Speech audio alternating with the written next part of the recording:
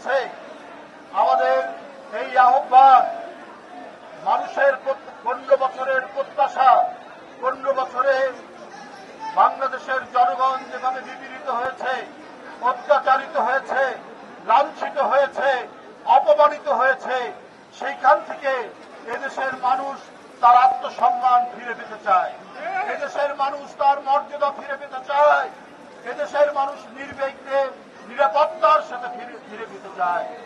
বাংলাদেশে আর কোন ধরনের মব জাস্টিস, আর কোন ধরনের বেআইনি কারো বাড়িতে আগুন দেওয়া, কারো বাড়ি ভেঙে ফেলা, কাউকে রাস্তাঘাটে অপমান করা, এই ধরনের ঘৃণ্য কাজের যাতে পুনরাবৃত্তি না হয় সেইটা এই সরকারকে লক্ষ্য রাখতে হবে। কেন?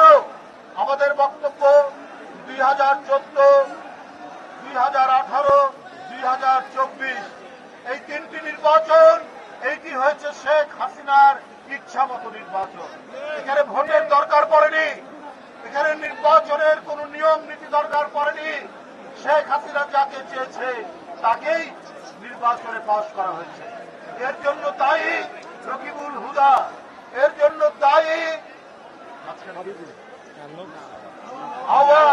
হাবিবুল আউয়াল পরে, এবং আরেকজন কে এম হুদা, দুই হুদা এবং হাবিবুল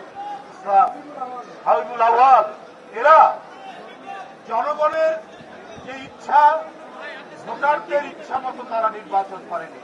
তারা শেখ হাসিনার আনন্দ লাভের জন্য, শেখ হাসিনার ইচ্ছা পূরণ করতে গিয়ে নির্বাচন করেছে।